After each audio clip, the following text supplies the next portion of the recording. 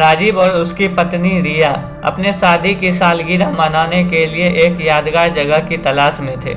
Internet पर scroll करते हुए उन्हें एक होटल का विज्ञापन दिखाई दिया जो घने जंगल के बीचों बीच स्थित था। होटल की तस्वीरें बेहद आकर्षक थी। लाल ईंटों की दीवारें और ऊपर से फैला हुआ घना कोहरा जो इसे रहस्यमयी और रोमांटिक बनाता था। बिना ज्यादा सोचे समझे उन्होंने होटल बुक कर लिया। रास्ते में वे दोनों अपनी भविष्य की योजनाओं और अपने रिश्ते की बातों में खोए हुए थे, लेकिन उन्हें यह अंदाजा नहीं था कि जो जगह वो अपने खास पलों के लिए चुन रखे थे वह उनकी जिंदगी का सबसे डरावना अनुभव बनने वाली थी। जब वे होटल पहुंचे तो शाम ढल रही थी। सूरज की आखिरी किरणें जंगल के पेड़ों से होकर गुजर रही थी और चारों ओर एक अजीब सा सन्नाटा पसरा हुआ था। होटल के गेट पर पहुंचते ही उन्होंने महसूस किया कि यह जगह जितनी तस्वीरों में सुंदर लग रही थी असल में उससे कहीं ज्यादा डरावनी थी। जैसे ही वे होटल के अंदर कदम रखते हैं उन्हें हल्की हल्की सर्द हवा का झोंका महसूस होता है। रिसेप्शन पर एक बुजुर्ग व्यक्ति बैठा था जिसने खुद को मिस्टर शर्मा बताया। उनकी आंखों में एक अजीब सी बेचैनी और चेहरे पर ठंडी मुस्कान थी।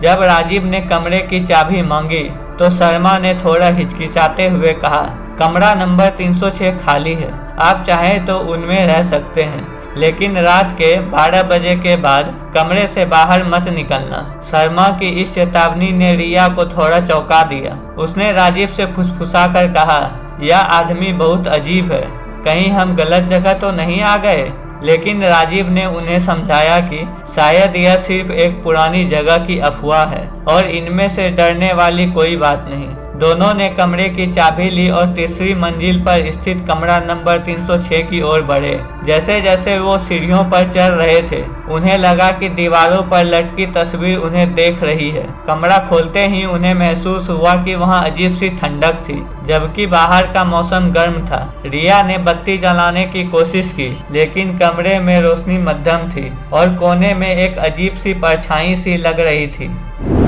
रात के खाने के दौरान वे होटल के डाइनिंग हॉल में अन्य मेहमानों से मिले। बातचीत के दौरान किसी ने अचानक कमरा नंबर 306 का जिक्र किया। एक बुजुर्ग महिला ने डरावनी आवाज में कहा, क्या आप उसी कमरे में रुके हैं? आप जानते हैं कि वहाँ क्या हुआ था? यह सुनकर राजीव और रिया दोनों चौकन्ने हो गए। महिला ने आगे बताया कि सालों पहले उसी कमरे में एक नवविवाहित जोड़ा ठहरा था। रात के समय पत्नी ने अपने पति को खून से लथपथ पाया और जब तक लोग उसकी मदद के लिए पहुंचे वह खुद गायब हो चुकी थी। तब से उस कमरे में रहने वाले लोगों ने कई बार रहस्यमयी घटनाओं का सामना किया है। खाने के बाद राजीव और रिया अपने कमरे में लौट आए। घड़ी में रात के 11 बजे थे।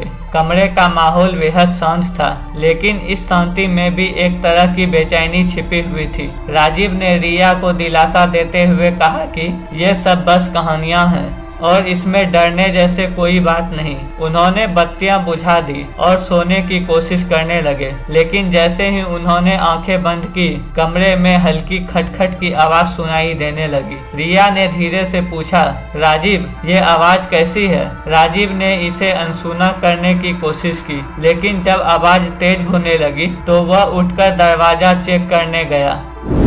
राजीव ने दरवाजा खोला लेकिन बाहर कोई नहीं था। वह हैरान था। जैसे ही वह दरवाजा बंद कर पलटा उसे लगा कि कमरे की खिड़की के पास कोई खड़ा है।